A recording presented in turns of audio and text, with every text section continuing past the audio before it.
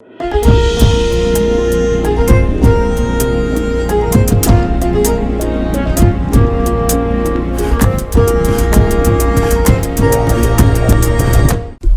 ሰላምታችን በያላችሁበት ይድረሳችሁ ውድ የፈታ ቤተሰቦች እንደምን ቆይታችኋል?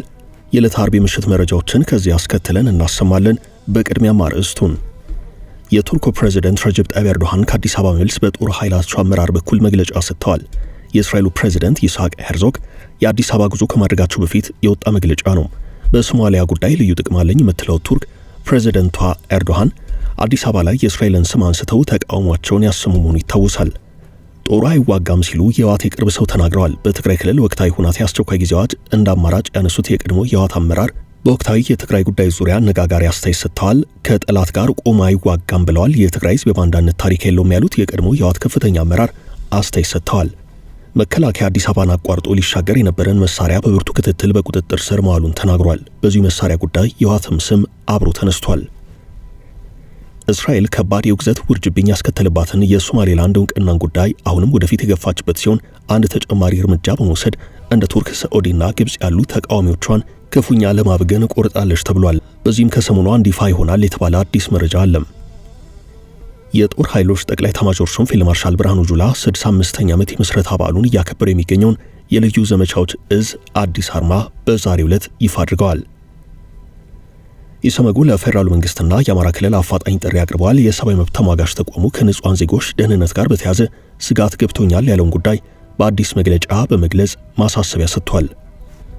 ኢትዮጵያ የነዳጅ ማከማቻዋን ወደብ ለማዛወር እንቅስቃሴ መጀመሯ ተሰምቷል። አጠር አድርገን የምንመለከተው የሀገር ቤት መረጃችን ነው። በባህር ማዶ ጉዳያችን ትራምፕ ከፍተኛ ሚስጥር ሊያወጡ ስለመሆኑ ተሰምቷል። ዓለም በጉጉት እየጠበቀ ያለ ሰነድ ይፋ ይደረጋል ተብሏል። ትራምፕ ስለሌሎች ዓለም ፍጥረታት የአሜሪካ መንግስት የሚያውቀውን ሁሉ ለህዝብ ይፋ እንዲያደርግ ማዘዛቸውን የታወቀው የግብጽ መንግስት ግራ አጋቢ ውሳኔ ያሳልፏል። በህዳሴ ግድብ ከኢትዮጵያ ጋር ትንቅንቅ ውስጥ የገባችው ግብጽ በጎረቤት ሀገር ኬንያ በአባይ ወንዝ ላይ ለሚሰራ ግድብ ገንዘብ ልትሰጥ ስለመሆኑ የተሰማውን አዲስ ወሬ ጨምሮ በመግቢያ ያስተዋወቅናቸውን ጉዳዮች አንድ ባንድ እየነገርን እናቆያችኋለን። አብራችሁን ሁኑ።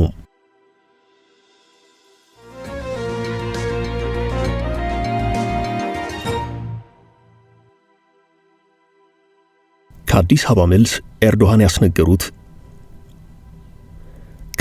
መልስ ኤርዶሃን ያስነገሩት ወታደራዊ መግለጫም የቱርኩ ፕሬዝዳንት ረጀብ ጣይብ ኤርዶሃን ከአዲስ አበባ መልስ በጦር ኃይላቸው አመራር በኩል መግለጫ አስነግረዋል። አዲስ አበባ በነበሩበት ወቅት ከጠቅላይ ሚኒስትር አብይ አህመድ ጋር በነበራቸው የጋራ መግለጫ የሶማሊያን ጉዳይ ጠበቅ አድርገው የተናገሩ ሲሆን በተለይ ደግሞ እስራኤል ለሶማሌላንድ የሰጠችውን እውቅና በተመለከተ አጥብቀው ተችተዋል። በአዲስ አበባ መግለጫ ስሟ የተነሳው እስራኤል በቅርቡ ፕሬዝዳንቷን ወደ አዲስ አበባ ትልካለች ተብሏል። የእስራኤል ፕሬዝዳንት ይስሐቅ ሄርዞግ በቀጣዩ ሳምንት በኢትዮጵያ ይፋ ጉብኝት እንደሚያደርጉ እየተነገረ ነው።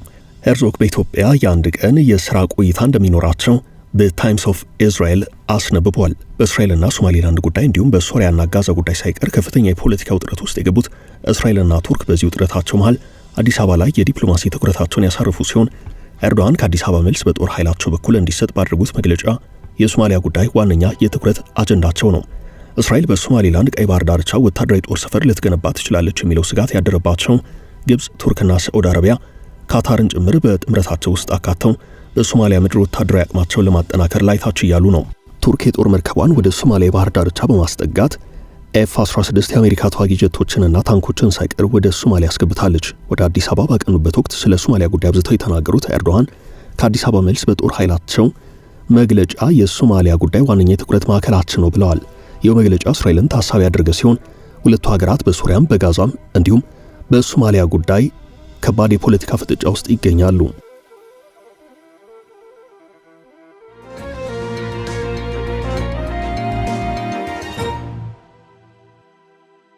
አዲስ አበባን አቋርጦ ሊያልፍ የነበረ የጦር መሳሪያ መያዙ ተሰማም። አዲስ አበባን አቋርጦ ጎጃም ሊገባ ነበር የተባለ የጦር መሳሪያ መያዙ ተሰምቷል። መሳሪያው ፒኬኤም መትረየስ ወይንም ብሬን ነው። አዲስ አበባን አቋርጠው መዳረሻቸውን ደብረ ማርቆስ ሊያደርጉ ነበሩ የተባሉት እነዚህ መሳሪያዎች በቁጥር 9 ሲሆኑ መነሻቸውም ጋምቤላ ነው። በመከላከያ በኩል የወጣው መረጃ እንዳመላከተው ከሆነ መሳሪያውን የጫነው ቶዮታ ተሽከርካሪ በመከላከያና በብሔራዊ መረጃና ደህንነት እንዲሁም በዞኑ ፖሊስ በኩል ክትትል ሲደረግበት ነበረም። የስድስተኛ እዝ የአዋሽ ኮር ምክትል አዛዥ ኮሎኔል ጋዲሳ አዲሮ መሳሪያውን ጭነው ሲጓዙ የነበሩ 3 ሰዎች ከነተሽከርካሪው በቁጥጥር ስር ውለዋል ብለዋል። የጦር መሳሪያውን ሲያዘዋውሩ ነበር የተባሉ ግለሰቦች የደብረ ማርቆስ ከተማ ነዋሪዎች ናቸው ተብሏል። መሳሪያው ለጽንፈኛ ቡድን ሊደርስ የታሰበ ነበር ሲል መከላከያ አስታውቋል። በዚህም መሳሪያውን በማዘዋወር ስራ ውስጥ አገኘዋቸው ያላቸውን ሰዎች የወያኔ ተላላኪዎች ናቸው ብሏቸዋል የመከላከያ ሰራዊት።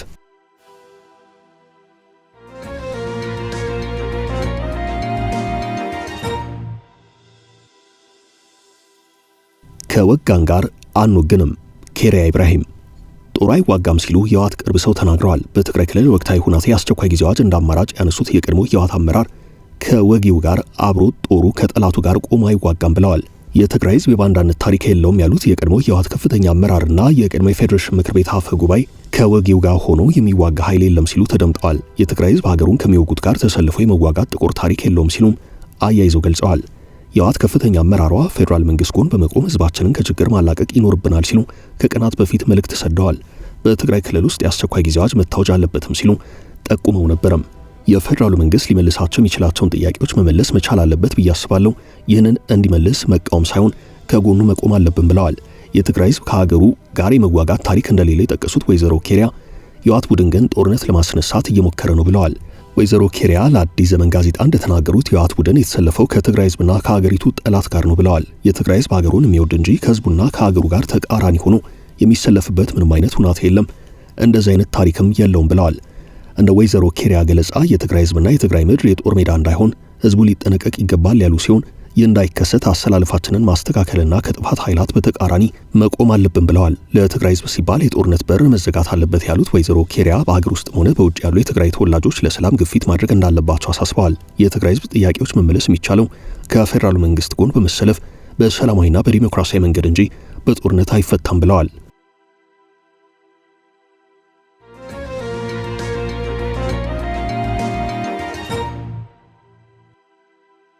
መከላከያ የልዩ ዘመቻዎች እዝን አዲስ አርማ ይፋ አደረገም።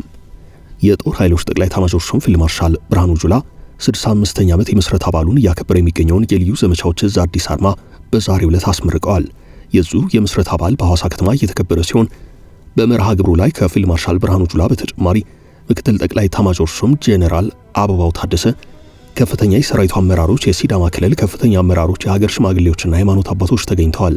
የልዩ ዘመቻዎች እዝ ምክትል አዛዥ ሜጀር ጄኔራል አበባው ሰይድ ባሰሙት ንግግር እዙ በተለያዩ አስቸጋሪ ሁናቴዎች ውስጥ በማለፍ ሀገርን ማጽናት የቻለ ነው ብለዋል። በዓሉን ስናከብር ያሉንን ጥንካሬዎች ለማጉላትና ድክመቶችን በማረም መንግስትና ተቋሙን ለሚሰጠን ማንኛውም ግዳጅ በመዘጋጀት መሆን ይገባዋል ብለዋል። ሜጀር ጄኔራል አበባው በዓሉ የጀግኖችን ታሪክ ለትውልዱ ለማሸጋገርና ክቡር ሰማዕታትን በመዘከር የሚከበር ነው ብለዋል። የዕለቱ የክብር እንግዳ የሆኑት ፊልድ ማርሻል ብርሃኑ ጁላ በመርሃ ግብሩ አዲሱን የእዝ አርማ መርቀዋል። የዙን ታሪካዊ ሁናቴና ወቅታዊ አቅም የሚያሳዩ የፎቶና የኤግዚቢሽን ዶኪመንተሪ ፊልም የቀረበ ሲሆን ወታደራዊ ትጥቆችም ለእይታ ቀርበዋል። የልዩ ዘመቻዎች እዝ ወርቃማ ክንፍ፣ ክላሽና ሰይፍ እንዲሁም የልዩ ኮማንዶች ኤቦኔት በአዲሱ አርማው ላይ ተካቶ ታይቷል።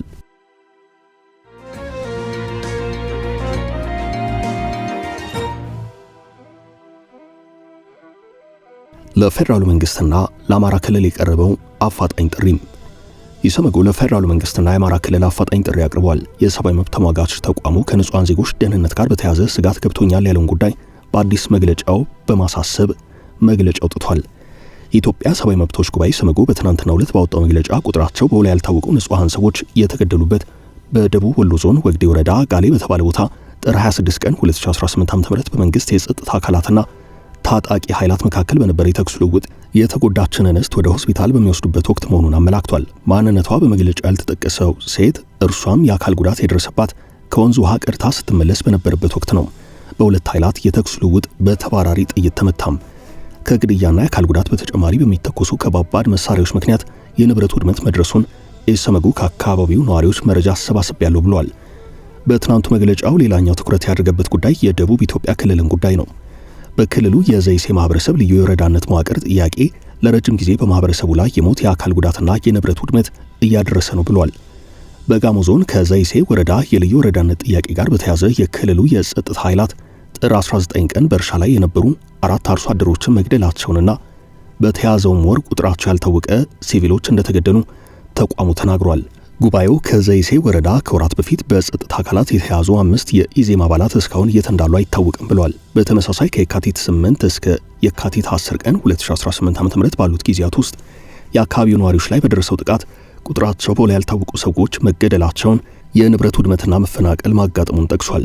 የኢትዮጵያ ሰብአዊ መብቶች ጉባኤ የደቡብ ኢትዮጵያ ክልል የፍትህ አካላት በዘይሴ ዳንሌ ቀበሌ በሴቶች ላይ ጾታዊ ጥቃት የፈጸሙ የጸጥታ አካላትን ለፍርድ እንዲያቀርቡ፣ በደቡብ ኢትዮጵያ ክልል የጸጥታ አካላት ተይዘው የት እንዳሉ የማይታወቁትን 5 የኢዜማ አባላትን የደቡብ ኢትዮጵያ ክልል ፍትህና ጸጥታ አካላት የት እንዳሉ ለቤተሰቦቻቸው እንዲያሳውቁ፣ በወንጀል የሚፈልጉ ከሆነ ወዲያውኑ ለሕግ በማቅረብ ፍትህ የማግኘት መብታቸውን እንዲያስከብሩ ጠይቋል። አያይዞም የፌዴራልና የአማራ ክልል መንግስታት በአማራ ክልል በንጹሃን ላይ እየደረሰ ያለውን የሰብአዊ መብት ጥሰት በቂ ትኩረት በመስጠት የሰዎች በሕይወት የመኖር መብትን እንዲያከብሩና እንዲያስከብሩ ጥሪ አድርጓል።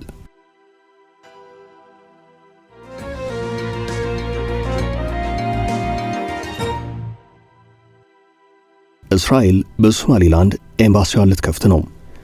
ለሶማሊላንድ ሀገራዊ እውቅና መስጠቷን ተከትሎ በርካታ ሀገራትና ድርጅቶች በእስራኤል ላይ ከፍተኛ ትችት ቢያሰሙም እስራኤል ግን ኤምባሲዋን ለመክፈት እየተዘጋጀች ነው ተብሏል። ኤምባሲ የአንድ ሀገር ሉዓላዊነት መገለጫ ሲሆን ሶማሊላንድ በየትኛውም ሀገር እውቅና ያልተሰጣት በመሆኗ እስከ ዛሬ ድረስ በግዛቷ ኤምባሲ የከፈተ ወይንም የሶማሊላንድ ኤምባሲ በግዛቱ እንዲኖር ያደረገ የለም። በቆንጽላ ጽሕፈት ቤት ደረጃ እንደ ኢትዮጵያ ያሉ ወዳጅ ሀገራት ግን በተወካዮቻቸው አማካይነት የዲፕሎማሲ ግንኙነታቸውን ያስቀጥላሉ። አሁን ግን እስራኤል ማንም ያላደረገውን ደፍራ ለማድረግ እየተንቀሳቀሰች ነው። በሶማሊላንድ በኩል እየወጡ ያሉት የሰሞኑ መረጃዎች የሶማሊላንድ ኤምባሲ በእስራኤል ምድር ይፋ የሚሆንበትና ባንዲራም በእስራኤል ምድር የሚውለበለብበት ቀን ብዙ ሩቅ እንደማይሆን እያመላከቱ ነው። የእስራኤልን የሶማሊላንድ ሀገራዊ እውቅና ከግብጽ እስከ ቱርክና ሳዑዲ አረቢያ በግንባር ቀደምትነት ከማውገዝ ባለፈ በሶማሊያ ምድር ያልተለመዱ ወታደራዊ እንቅስቃሴዎችን እያደረጉ ነው። ግብጽ በአፍሪካ ህብረት ስም በሶማሊያ ምድር በአየር ኃይል የታገዘ ጦር አስገባለሁ በማለት ከሰሞኑ አንድ ወታደራዊ ትዕይንት ያሳየች ሲሆን ቱርክም ከታንክ እስከ ኤፍ-16 ጄቶች ድረስ ወደ ሶማሊያ አስገብታለች። እነዚህ ሀገራት እስራኤል የሶማሊላንድን የባህር ዳርቻ በመንተራስ ወታደራዊ ጦር ሰፈር የማቋቋም እቅድ አላት የሚል ስጋት አላቸው።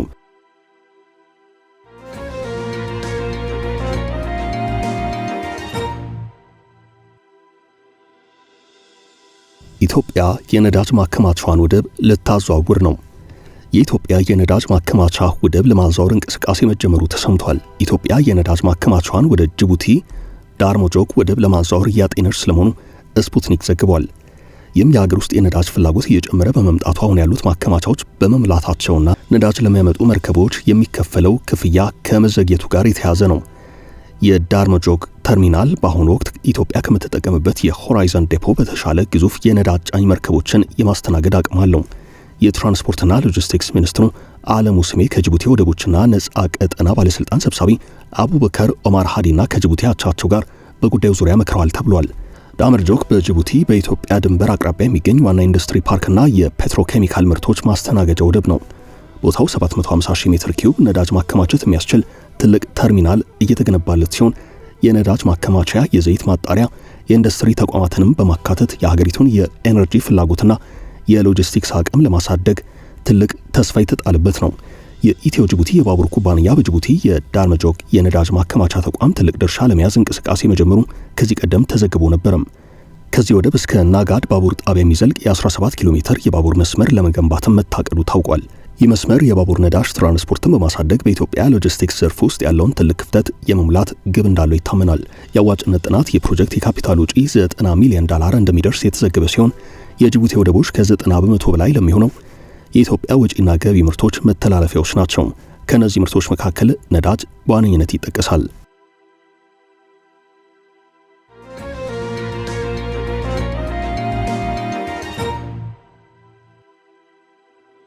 ትራምፕ ከፍተኛ ሚስጥር ሊያወጡ ነው። ዓለም በጉጉት እየጠበቀው ነው። የአሜሪካው ፕሬዝዳንት ዶናልድ ትራምፕ በታሪክ ለመጀመሪያ ጊዜ በአሜሪካ መንግስት እጅ በጥብቅ ሚስጥር ተይዘው የቆዩ ከምድር ውጭ ካሉ ሕይወት ካላቸው ፍጥረታት ኤክስትራቴሪቶሪያልስ ማንነታቸው ካልታወቁ በራሪ አካላት ዩፎስ እንዲሁም ዩኤፒስ ጋር የተያዙ ሰነዶች ለሕዝብ ይፋ እንዲሆኑ ማዘዛቸው ታውቋል። ፕሬዝዳንቱ ይህን ውሳኔ ያስተላለፉት በማህበራዊ ትስስር ገጾች በጉዳዩ ዙሪያ የሕዝብ ፍላጎትን በመመልከት ነው። ትራምፕ የመከላከያ ሚኒስትራቸውን ጨምሮ ሁሉም የመንግስት ተቋማት ከሌሎች ዓለማት የሚመጡ እንግዳ ፍጥረታትን በተመለከተ ያሏቸውን መረጃዎች ይፋ ለማድረግ የመለየት ሥራ እንዲያከናውኑ አዘዋል። ይህን ትዕዛዝ መስጠታቸውን በማህበራዊ ትስስር ገጻቸው ይፋ ያደረጉት ፕሬዝዳንቱ የቀድሞ ፕሬዝዳንት ባራክ ሁሴን ኦባማ ከዚሁ ጋር በተያያዘ ሚስጥራዊ መረጃዎችን አውጥተዋል ብለው ትራምፕ ሲከሱ ነበርም። ኦባማ ባለፈው ሳምንት በአንድ ፖድካስት ላይ በሰጡት ቃል ከዚህ ዓለም ውጭ የሚኖሩ ባዕድ ፍጥረታት አሉ ማለታቸው በእጅጉ አነጋጋሪ ነበረም። ሚስጥር ይፋ ማድረግ አልነበረበትም ሲሉ በኤርፎርስ ዋን አውሮፕላን ውስጥ ለጋዜጠኞች የተናገሩት ትራምፕ ትልቅ ስህተት ሰርቷል ያሉ ቢሆንም ከሰዓታት በኋላ የአሜሪካ መንግስት ስለ ሌሎች ፍጥረታት የሚያውቀውንና በሚስጥር የያዘውን መረጃ ለህዝብ ይፋ እንዲያደርግ አዘዋል። ትራምፕ ባዕድ ፍጥረታት አሉ ወይ በሚል ለቀረበላቸው ጥያቄ ስለመኖር አለመኖራቸው የማውቀው ነገር የለም ብለዋል። ኦባማ ባለፈው ሳምንት በተላለፈ የፖድካስት ቆይታቸው ላይ ፍጡራን አሉ፣ እውነት ናቸው፣ ነገር ግን እኔ አላየኋቸውም። በሴራ ትንተና እንደሚባለው ከአሜሪካ ፕሬዚደንት የሚደበቅ ሚስጥር ካልኖረ በስተቀር ምንም አይነት ከመሬት በታች የሚገኝ ሚስጥራዊ ስፍራ የለም ብለዋል። የኦባማ አስተያየት በዓለም በእጅግ ትኩረት ከሳበና አነጋጋሪ ከሆነ በኋላ በማህበራዊ ትስስር ገጻቸው ባሰፈሩት ጽሑፍ እኔ የሌላ ዓለም ፍጡራን የመኖራቸውን ዕድል ከሳይንስ ምልከታ አንጻር በመነሳት ነው የገለጽኩት ብለዋል።